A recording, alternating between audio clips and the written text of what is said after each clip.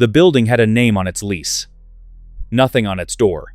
Inside, men in surgical masks were gluing crowns onto watch cases by hand. 6 years into a business that would eventually move 300 million yuan. Nobody there thought of themselves as a company. The court did. The unit with no sign. Guangzhou, early 2021. An industrial unit on the edge of the city, the kind you'd drive past without a second look. Corrugated roof, one entrance, no signage. Delivery vans came and went at odd hours, which wasn't unusual for that district, since half the buildings around it made phone cases or handbag hardware or knockoff sneaker soles. This one made watches. Not watch parts. Watches. Finished ones, boxed, ready to ship, wearing a crown logo that belonged to a company headquartered 4,000 miles away in Geneva. A man surnamed Xu ran it, though ran it undersells the arrangement. Xu had partners. A man surnamed Zhuang built the actual assembly line. A man surnamed Wang handled where the finished watches went once they left the building. Different roles, different cuts, a structure. And that's the first thing worth sitting with, before any of the specifics. This wasn't one guy with a hot glue gun in a garage. It was a business with a supply chain, a production schedule, and a sales arm, operating under a brand it didn't own, in a country where the real brand's trademark meant nothing to the men running the line. They had been at it since July 2015. 6 years, almost to the month, before anyone in a courtroom heard the name Xu attached to a number that made the whole thing impossible to shrug off. Think about what 6 years actually requires of an illegal business. Leases have to get renewed without drawing attention. Workers have to get paid on a schedule regular enough that nobody quits and talks. Suppliers have to trust that payment arrives on time, every time, or they stop returning calls. Zhuang's assembly line couldn't afford a single bad month, because a bad month means a supplier gets nervous, and a nervous supplier is the single biggest liability an operation like this can have. So they didn't have bad months. Not for 6 years. That kind of consistency isn't luck. It's operational discipline. The same discipline that keeps any business alive long enough to matter, just pointed at something the law was always going to eventually notice. Picture the floor itself, because counterfeit operation is an abstraction and a workshop isn't. Rows of watch cases at different stages of assembly. A worker checking bezel alignment under a desk lamp because the overhead lighting wasn't good enough to catch a flaw that mattered. Boxes stacked by the loading door, addressed to distributors who had never met Xu and never needed to. There's a specific smell in places like this. Machine oil and fresh polish, and the faint synthetic sweetness of adhesive, the smell of something built to imitate quality rather than possess it. Quick one for you. Have you ever held a fake watch and honestly not been able to tell? Here's what most coverage of counterfeit watches gets backwards. It treats the fake as the finished object, the thing that shows up on a wrist, gets mocked, gets thrown in a drawer. That's the very end of a very long chain. Before a fake Rolex sits on anyone's wrist, somebody sourced the steel. Somebody machined a case to a tolerance close enough to fool a jeweler's loupe. Somebody built a movement, or bought one built to spec, that would actually keep time for the long haul instead of a few weeks. Somebody designed packaging good enough to survive a customs inspection halfway around the world. That isn't counterfeiting in the schoolyard sense of the word. That's manufacturing. And manufacturing, done at scale, for 6 years, needs an org chart. Xu's operation had one. It just didn't have a name you'd recognize. Because operations like his don't advertise. They don't need to. The market comes to them. Everyone who'd heard of this place assumed it was small. It was not. Before we move on to the next part, let me tell you this. Most people don't realize this, but buying a watch the wrong way can cost you thousands, and you won't even notice it until it's too late. That's why I created a complete insider guide to buying watches. The goal is simple. I'll help you stop guessing and start buying smart. You'll find the guide in the pinned comment and description. Now, let's move on to the next part. What it looked like from outside. For most of those 6 years, if you'd asked around Guangzhou's watch trade about Xu's operation, you'd have gotten a shrug. One workshop among many, in a city where that trade goes back further than most people assume. Guangdong's counterfeit and gray market watch industry has roots in the late 80s, when China imported roughly 100,000 sets of Swiss watchmaking equipment as part of a genuine industrial push to build a domestic watch sector. Some of that machinery seeded what became legitimate state watch factories in Shanghai and Tianjin. Some of it landed in Guangdong, which became the country's largest hub for watch component assembly. Legal at first, and over decades, shadowed by a parallel trade that used the same skills, the same suppliers, and often the same buildings for something else entirely. By the 2010s, that parallel trade had its own ecosystem.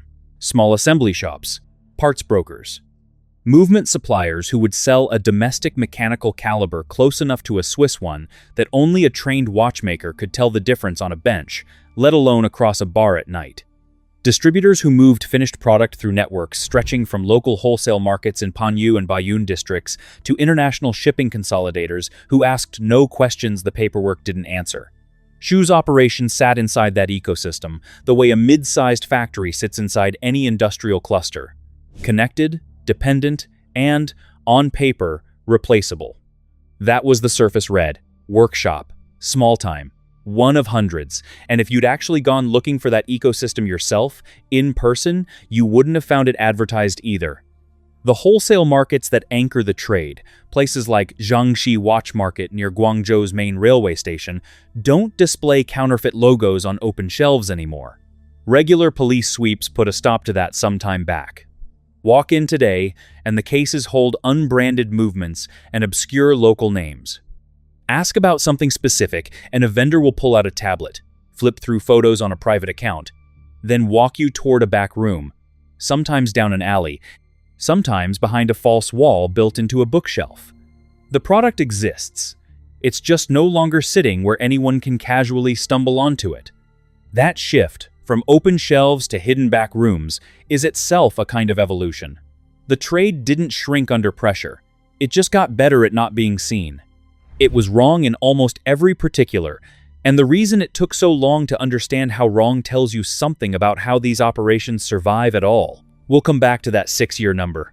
It matters more than it sounds right now. Small operations don't need to launder money for 6 years. Small operations don't need 3 named co-conspirators running distinct functions. Production, assembly, distribution, the way a real company assigns departments and protects each one from what the others are doing. Small operations don't move 300 million yuan, roughly $41 million, through a supply chain and a sales network without somebody, somewhere, deciding to treat it like a real business and defend it like one. Shu's group did both. That's the detail separating this case from the 1,000 smaller busts that happen across southern China every year and never make a headline outside a trade newsletter. Not the watches themselves, the structure holding them together. Here's what the surface read never accounted for. Counterfeit operations that survive this long survive because they behave like legitimate companies in every way, except the one that actually matters. They have suppliers. They have something close to quality control.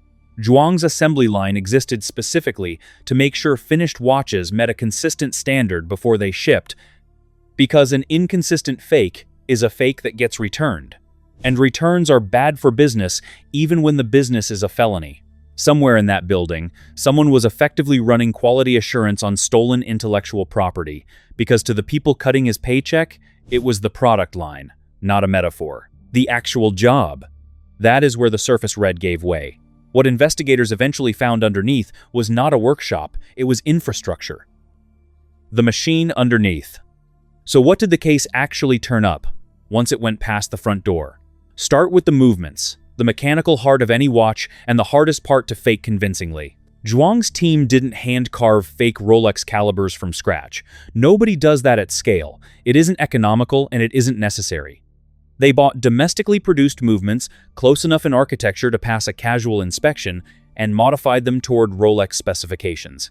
Casebacks, bracelets, and dials arrived through separate channels. Some came in as counterfeit components already stamped with the Crown logo, sourced from specialist parts brokers. Some were finished in-house, on-site, by workers whose entire job was polishing a bracelet link until it caught light the way the real thing does. And here's the part that's uncomfortable to say out loud about an operation built entirely on theft. Some of what happened inside that unit was genuine craft. The counterfeit watch trade of the 2000s was junk by every account: cheap alloy cases, plastic crystals, seconds hands that ticked like a quartz clock instead of sweeping the way a real mechanical movement does. Anyone who worked in the trade back then remembers gold plating that faded within a week of daily wear. What replaced that junk over the following decade was a different animal entirely. Steel alloys chosen to match the genuine article's resistance to corrosion, dial printing calibrated under magnification, movements assembled by hand by workers who'd spent long stretches learning the specific rhythm of fitting a mechanical escapement. Zhuang's assembly line sat downstream of that whole evolution. The men on it weren't hacks. They were skilled tradespeople applying real watchmaking competence toward an entirely illegitimate end. And that combination, genuine skill serving outright theft, is precisely what makes operations like this one so difficult to shut down from the outside. A sloppy fake dies on its own. A well-made one has to be hunted. This division of labor isn't incidental. It's the entire reason the operation lasted 6 years instead of 6 months. No single supplier held the full picture of what they were feeding into. A case-back manufacturer 3 streets over almost certainly had no idea their parts were headed toward a 6-year, 300 million yuan counterfeiting ring. They just made case-backs, took payment, and moved on to the next order. That fragmentation is the pattern across the whole Pearl River Delta counterfeit trade, not just Shu's slice of it. Guangzhou, Shenzhen, and Dongguan together form what industry watchers sometimes call the backbone of global replica watch production. Swiss customs estimates have placed annual counterfeit watch output from the region somewhere between 30 and 40 million units a year, a figure that outpaces the entire legitimate Swiss watch export industry combined. Nobody owns that whole pipeline. It isn't centralized enough to be owned. It behaves more like 100 small rivers that happen to run in the same direction, occasionally merging, mostly independent, none of them large enough alone to be worth a 6-year investigation. And that's worth sitting with for a moment, because it reframes the entire premise of biggest. The fake watch trade isn't dangerous because one company is enormous. It's dangerous because no single company needs to be. Shu's group got prosecuted specifically because they broke that pattern. They consolidated enough of the chain under one roof, for long enough, at high enough volume, that they finally became visible as a single target worth sustained investigative resources. Most operations never do that. They stay small, stay diffuse, stay replaceable. And staying replaceable isn't a flaw in how the trade survives. It is how the trade survives. Second one for you. If it turned out your watch guy was running something like this, would you actually care? Or would you just want a good watch either way? Here's where this story usually gets told wrong, and it's worth naming directly instead of skating past it. The instinct is to make this entirely about greed on one side of the transaction. Full stop. End of analysis. That's not incorrect. It's incomplete. And incomplete is its own kind of dishonest. The demand side of this equation is enormous and largely unbothered by conscience. Estimates place the global counterfeit watch market north of $1 billion a year in value, and that number exists because millions of individual people across dozens of countries decided a convincing fake was an acceptable trade for a price they could actually afford. Shu's operation didn't invent that demand. It answered it, at scale, with an assembly line good enough that the answer was hard to distinguish from the question. That isn't an excuse for what he built, it's an observation about why the building existed at all. The men on that assembly line weren't supplying a void.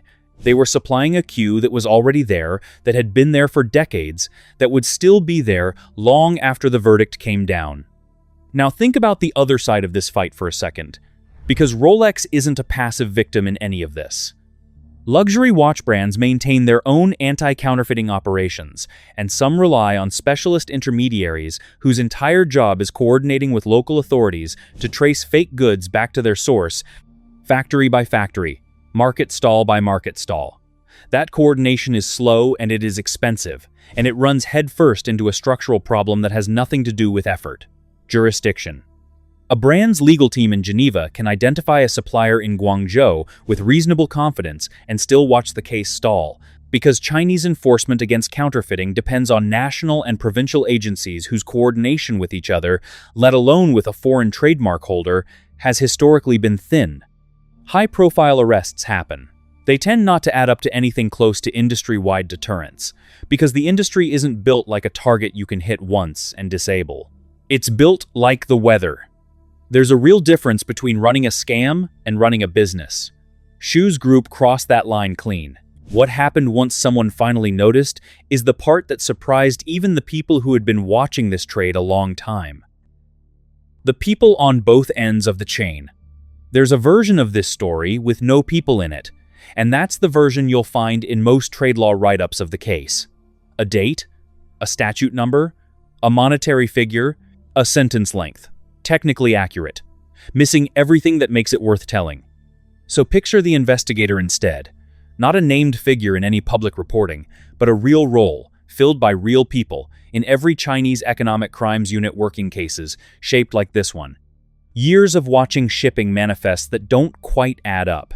Years of small seizures that trace back to nothing bigger than the delivery driver holding the box, who usually has no idea what's actually inside it.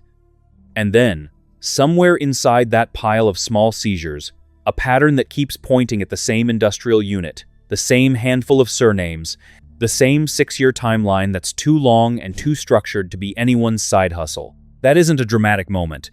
It's a slow one. Investigations into operations like Shu's rarely break on a single tip. They accumulate, case by case, seizure by seizure, until enough of those small rivers point back at the same source. Honestly, that's the part I keep coming back to. There's no informant meeting in a back alley here, no dramatic sting, just long stretches of paperwork that finally lined up in a way somebody noticed.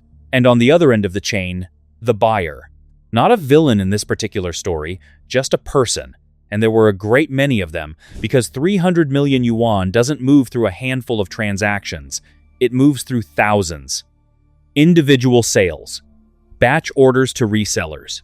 Watches that ended up on wrists in cities Shu never once visited, worn by people who in some cases knew exactly what they were buying and in other cases had no real idea at all.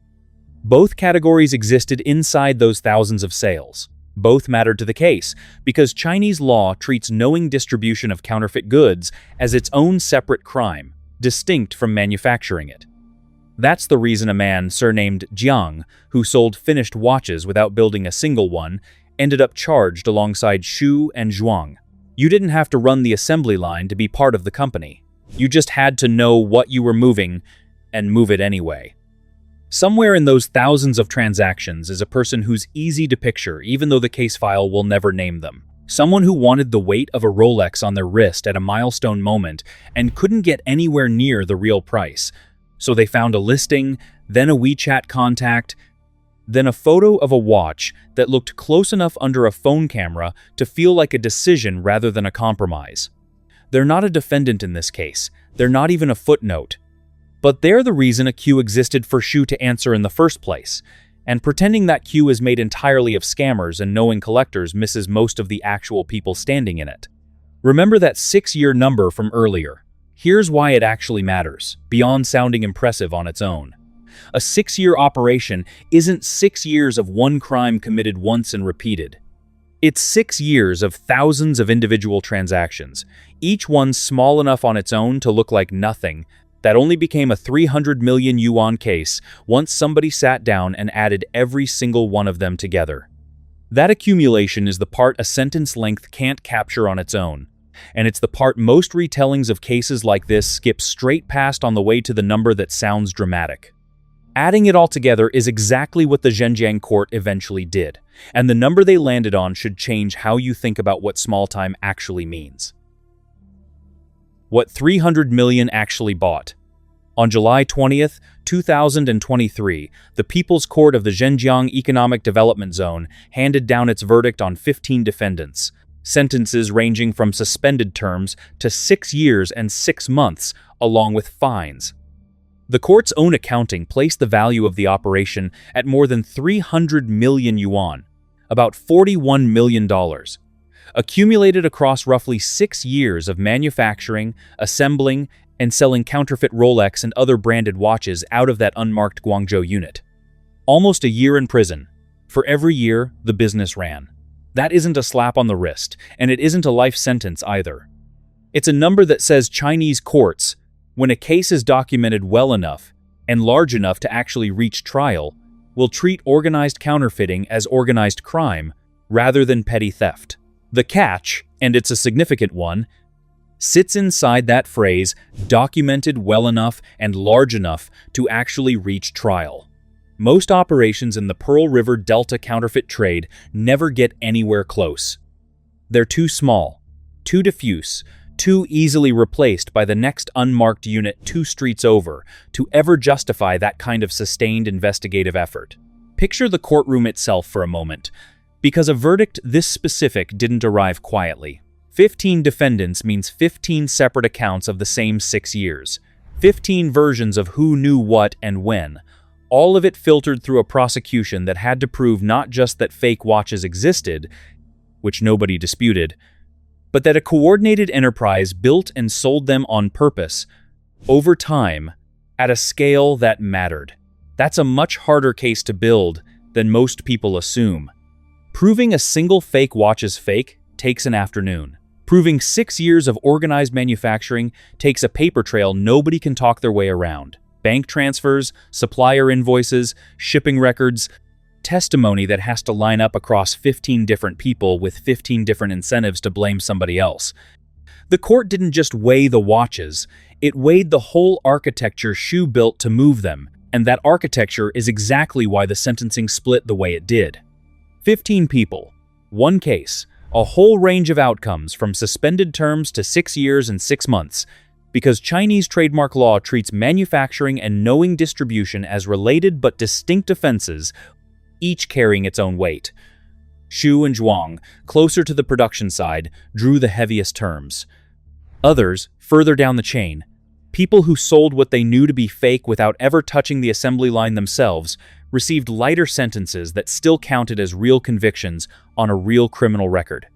That gradient matters.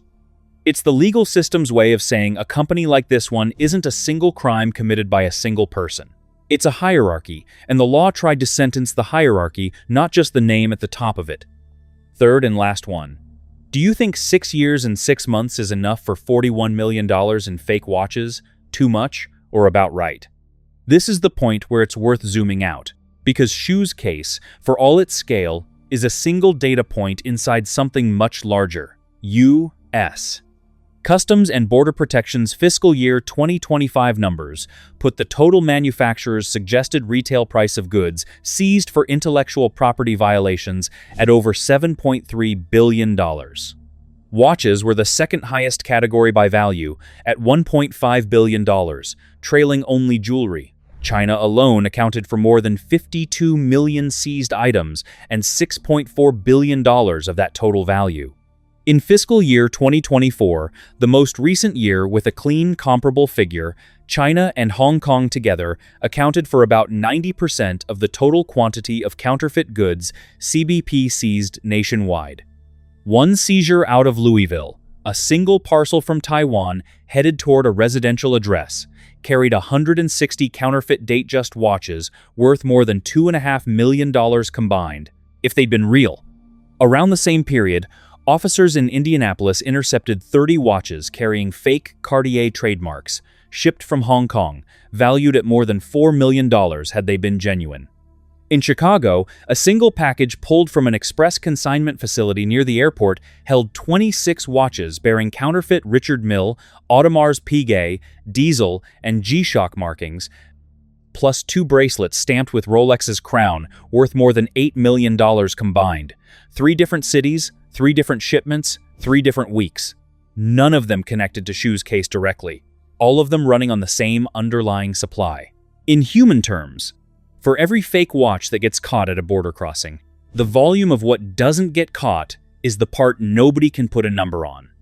None of that is Shu's operation specifically. All of it is the same ecosystem. Shu's operation was built inside, the same movement suppliers, the same caseback manufacturers, The same distribution logic that turns one industrial unit into thousands of individual boxes crossing borders on any given week. Multiply Shu's story by however many similar units are still running right now in Guangzhou, Shenzhen, and Dongguan.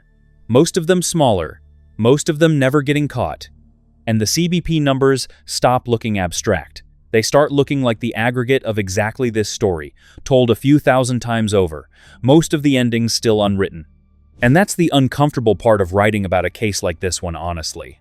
The prosecuted operation isn't the anomaly in this trade. It's the operation that got unlucky enough to become legible. One case closed. The machine that produced it very much did not. Here's what didn't happen when the Zhenjiang verdict came down. The counterfeit watch trade across southern China didn't stop. It didn't even pause in any way that shows up in the customs data from the period after.